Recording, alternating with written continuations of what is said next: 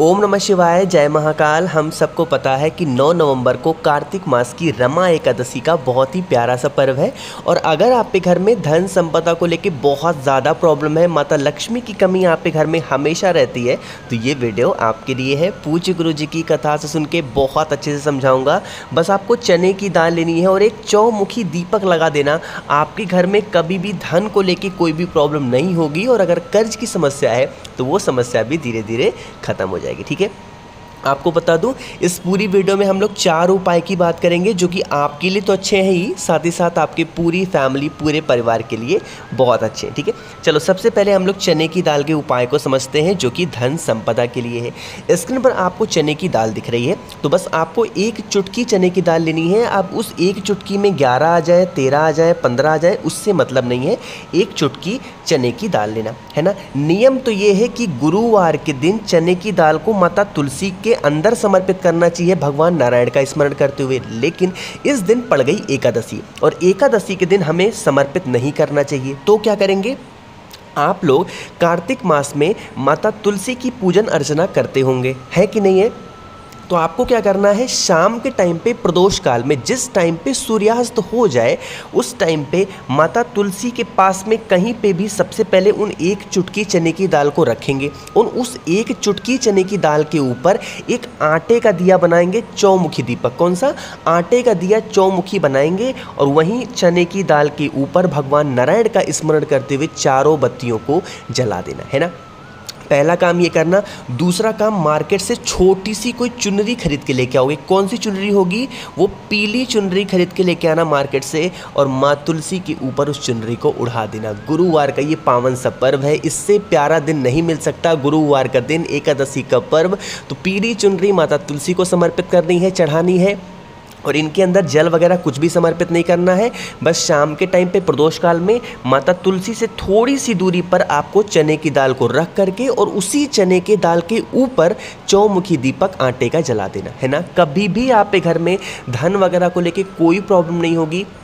और कर्ज की समस्या अगर बहुत ज़्यादा बढ़ गई है ना, तो कर्ज की समस्या भी धीरे धीरे ख़त्म ज़रूर होगी, है ना। समझ में आई बात? तो पहले उपाय की हमने बात की जो कि धन संपदा के लिए थे। आगे बढ़ते हैं इसी वीडियो में हम लोग अपने दूसरे उपाय की तरफ, और ये दूसरा उपाय होगा बीमारी के लिए। पहला तो धन संपदा के लिए हो गया, दूसरा बीमारी की बात करते हैं। क्या करोगे? आपको लेनी है चने की दाल, गिन करके 21 चने की दाल लेंगे। 21 चने की दाल को लेना। इसको लेने के बाद लेके चले जाना महादेव के शिवलिंग के पास में। चने की दाल के साथ में एक तांबे का लोटा भी अपने घर से ले लेना, जिसमें जल भी अपने ही घर से भर के लेना। अब फेस रखना वहाँ पे पहुँच के उत्तर दिशा, नॉर्थ डायरेक्शन। जो भी व्यक्ति आपके घर में बीमार है, जिस दिन गुरुवार पड़ जाए, 21 चने की दाल को लेना, और भगवान शंकर के शिवलिंग के ठीक ऊपर कुंदकेश्वर महादेव के नाम से, किसके नाम से? कुंदकेश्वर महादेव के नाम से 21 चने की दाल को समर्पित करना। समर्पित करने के बाद में जो आपके पास में एक तांबे के लोटे में जल लेकर के आए हो, वो जल 3 जगहों पे समर्पित करेंगे। सबसे पहले उस जल को समर्पित करेंगे माता अशोक सुंदरी के स्थान पे, श्री शिवाय नमस्तुभ्यम का ध्यान करके। पहला जल समर्पित हो गया। फिर उसी कलश का जो बचा हुआ जल है, वो माँ जगत जननी जगदम्बा माँ के हस्त कमल पे समर्पित करोगे, माँ पार्वती के स्थान पे समर्पित कर दिया। पूरा जल नहीं चढ़ाना, थोड़ा थोड़ा करके चढ़ाना। ठीक, 2 जगह हो गए। जो तीसरी जगह समर्पित करोगे, जिस जगह पे आपने चने की दाल को महादेव के शिवलिंग के ऊपर कुंदकेश्वर महादेव के नाम से चढ़ाया है, उसी जगह पे उस बचे हुए जल को भगवान शंकर का कोई सा भी नाम स्मरण करके, श्री शिवाय नमस्तुभ्यम का ध्यान करते हुए, आपको चने की दाल के ऊपर उस जल को समर्पित कर देना। ठीक है, जो जल समर्पित कर देना, हाथ जोड़ना, विनती करना महादेव से कि हमारे घर का ये इंसान है, ये व्यक्ति है, काफ़ी दिनों से बीमार पड़ा हुआ है, आप इसकी बीमारी को दूर कर दें। इस अकॉर्डिंग प्रार्थना करना। और इस चने की दाल में से 2 से 4 दाने, ज़्यादा नहीं, 2 से 4 दाने चने की दाल को लेना, और इसको लेके आप अपने घर चले जाना। कहाँ जाओगे? अपने घर जाना। और जब आपके यहाँ दाल बनेगी ना, उस दाल में उन्हीं 2 से 4 दाने जो महादेव के शिवलिंग से उठा करके लाए हो, औषधि मांग करके लाए हो, जब दाल बने तो उन 2-4 दानों को मिला देना। पूरी फैमिली, पूरा परिवार उस दाल को खा लेना।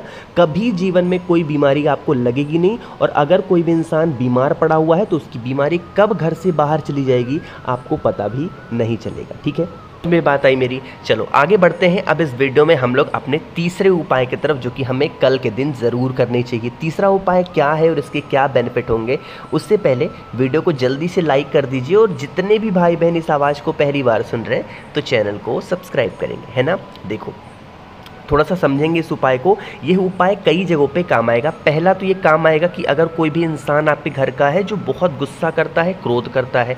दूसरा, इस उपाय को आप बीमारी के लिए भी कर सकते हैं ना। समझते हैं। यहाँ पर स्क्रीन पर आपको कुछ फूल दिख रहे होंगे। मैंने स्पेशली इसी कलर के फूल इसलिए लगा रखे हैं ना, क्योंकि हमें इस उपाय के लिए नीला फूल ही चाहिए, कोई और फूल नहीं लेना, ठीक है। नीला फूल कोई सा भी मिल जाए वो ले लेना।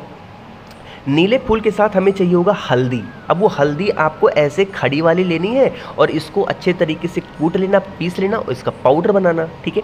इस हल्दी के पाउडर को एक छोटा सा कोई बर्तन लेना, कोई प्लेट ले लो, कटोरी ले लो, ग्लास ले लो, उसमें थोड़ा सा जल भर लो, ठीक है। जल भरना, और उस जल में आपने पास में जो नीला फूल है उस नीले फूल को डालना, और जो मैंने आपको हल्दी दिखाई उस एक चुटकी हल्दी को भी आपको इसी जल के अंदर डाल देना, ठीक है।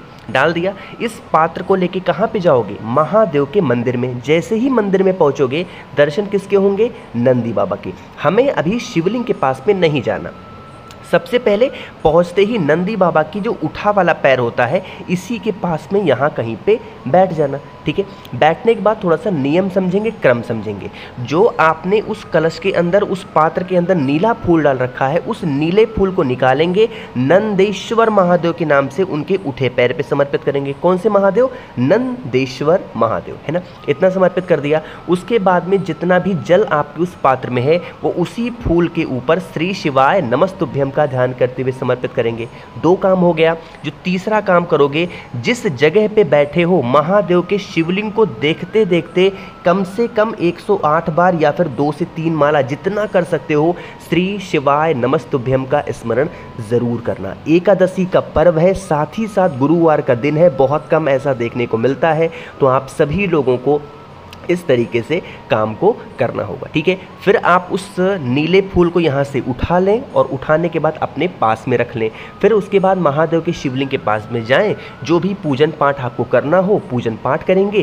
पूजन करने के बाद फिर इसको लेकर के आप अपने घर जाएंगे। जो भी व्यक्ति गुस्सा करता है, क्रोध करता है, बीमार पड़ा हुआ है, जब वो इंसान स्नान करने के लिए, नहाने के लिए जाएगा, तो आपको उसी नीले फूल को उसकी बाल्टी में थोड़ी देर के लिए छोड़ देना है और निकाल करके किसी पेड़ वगैरह के नीचे डाल देना। जो भी व्यक्ति गुस्सा करेगा, क्रोध करेगा, बीमार पड़ा हुआ है, इस बाल्टी के पानी से स्नान कर लेगा, उसकी बीमारी तो दूर होगी। साथ ही साथ अगर वो इंसान गुस्सा, क्रोध, बहुत ज़्यादा गुस्सैल है, क्रोधी है, तो उसका गुस्सा भी धीरे धीरे शांत ज़रूर होता है, ठीक है। नंदेश्वर महादेव का ध्यान रखना आपको इस उपाय को करने के लिए, ठीक है। समझ में आई बात मेरी ना। चलो 3 उपाय की हमने बात कर ली है। आगे बढ़ते हैं इस वीडियो में। अब हम लोग अपने चौथे उपाय की तरफ। चौथा उपाय क्या है? अब इस चौथे उपाय के सबसे पहले आप फायदे समझ लो। ये फायदा होगा आपके कई कामों में। पहला कि अगर आपके घर में नेगेटिव एनर्जी बहुत ज़्यादा रहती है, मतलब कि लोग बीमार पड़ रहे हैं, लोग गुस्सा बहुत कर रहे हैं, हमेशा घर में क्लेश हो रहा है, तो उनके लिए करेंगे। दूसरा, अगर आपको अपनी फैमिली में, परिवार में एकता चाहिए, खुशियाँ चाहिए, तो इस उपाय को करेंगे, ठीक है। देखो उसके लिए आपको दूर्वा लेनी होगी। 21 दूर्वा लेनी है, इससे ज़्यादा नहीं लेना। हरी वाली 21 दूर्वा लेना। साथ ही साथ इस उपाय के लिए हमें लेना होगा पीला चंदन। इस उपाय के लिए कोई और चंदन नहीं ले सकते, सिर्फ पीला चंदन ही लेना, ठीक है। थोड़ा सा इसका पेस्ट बना लेना और लेके पहुंच जाना महादेव के शिवलिंग के पास में। हम सबको पता है कि महादेव का पूरा परिवार शिवलिंग पे ही विराजमान है, पता है ना। तो आपको क्या करना है, ये जो स्थान आपको दिख रहा है, ये है माता अशोक सुंदरी का स्थान, है कि नहीं है।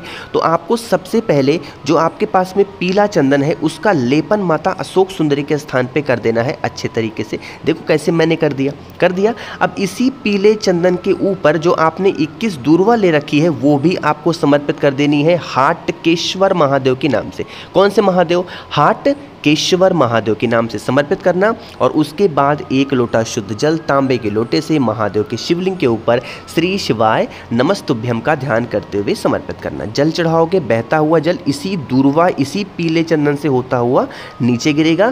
किसी भी छोटे से जल के पात्र को यहाँ पे रोकना और इस जल को इकट्ठा कर लेना। लेके इसको चले जाना आप अपने घर पे, और उस दूर्वा को भी इसी कलश के अंदर जो जल रोक रहे हो उसी के अंदर डाल देना, और आपके घर में जितने भी रूम होंगे, जितने भी कमरे होंगे, उसी दूरवा से कलश में से निकाल करके जल को पूरे घर में छींट देना, वॉशरूम को छोड़ करके। जितनी भी नेगेटिव एनर्जी आपके घर में होगी ना उस टाइम पे, प्रेजेंट टाइम में, वो आपके घर के बाहर चली जाएगी और आपको पता भी नहीं चलेगा। ठीक है, करके देखिएगा।